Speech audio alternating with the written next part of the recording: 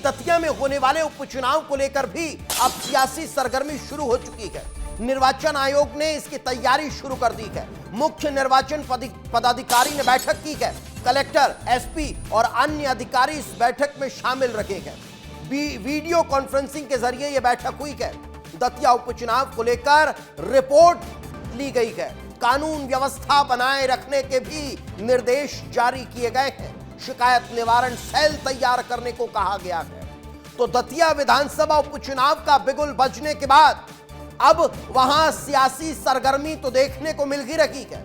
वहीं सियासी सरगर्मी के साथ साथ वहां अब तैयारियां भी शुरू हो चुकी है। आज से नामांकन की प्रक्रिया शुरू कर दी गई है और इसके साथ ही वादों की बारिश होने लगी है। आरोपों की गूंज सुनाई देने लगी है और चुनावी रणनीतियों का दौर तेज कर दिया गया है। यह सिर्फ एक सीट का चुनाव नहीं, यह प्रतिष्ठा की लड़ाई है। चलिए एक एक तस्वीर के जरिए समझते हैं कि आखिर दतिया का चुनाव इतना दिलचस्प और खास क्यों है।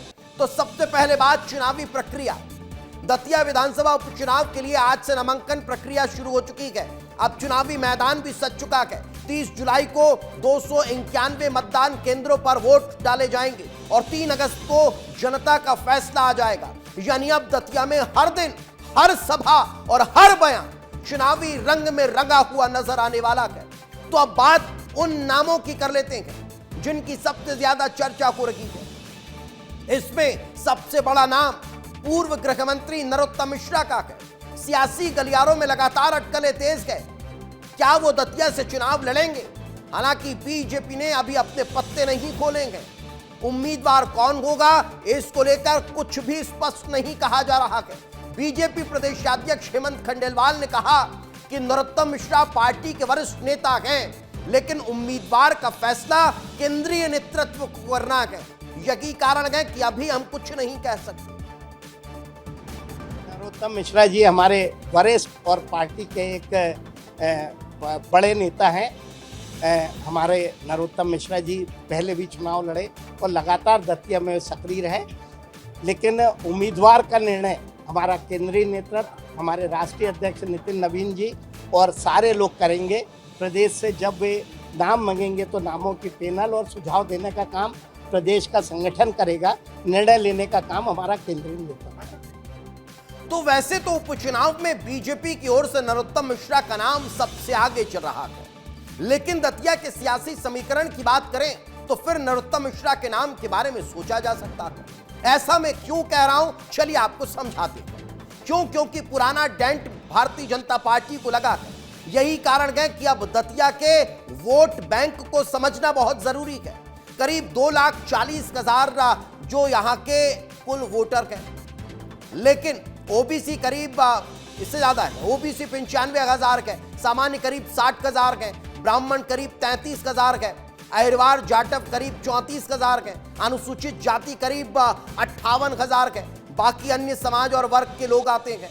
यही कारण है अब रुख इस पर हो रहा है कि भाई 20,000 ब्राह्मण वोट नरोत्तम मिश्रा को अगर टिकट दिया जाता है तो फिर पार्टी इसके बारे में सोचेगी कि उन्हें बाकी समाजों के वोट मिल जाए। क्योंकि ओबीसी का वोट जो है वो पूरी तरह से भारती के पास शिफ्ट हो गया था, तो वो अभी फिलहाल इस भूमिका में नजर नहीं आ रहा है कि बीजेपी को वोट कर जाएगा। अब रुख कांग्रेस की तरफ करते हैं। दतिया में कांग्रेस ने भी चुनावी मोर्चा संभाल लिया है। कार्यकर्ता सम्मेलन में जीतू पटवारी, दिग्विजय सिंह और डॉक्टर गोविंद सिंह समेत कई बड़े नेता शामिल रहे। बीजेपी पर जमकर निशाना साधा गया और कार्यकर्ताओं में जीत का भरोसा भरने की कोशिश कांग्रेस पार्टी ने की है।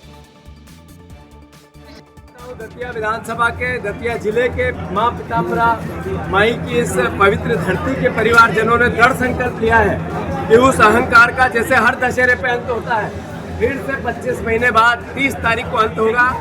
पूरी कांग्रेस पार्टी एकजुटता से एक साथ होकर, एक मत से, जनता के आशीर्वाद से, जनता को साथ लेके, पत्रकार भाइयों के सहयोग से इस अहंकार को हराएंगे। उसका नाम है नरोत्तम मिश्रा।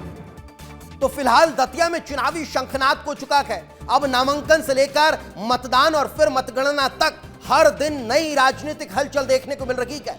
कौन उम्मीदवार होगा, कौन चुनाव जीतेगा, कौन किस पर आरोप लगाता है, ये सब आपको विस्तार से बताता रहूंगा।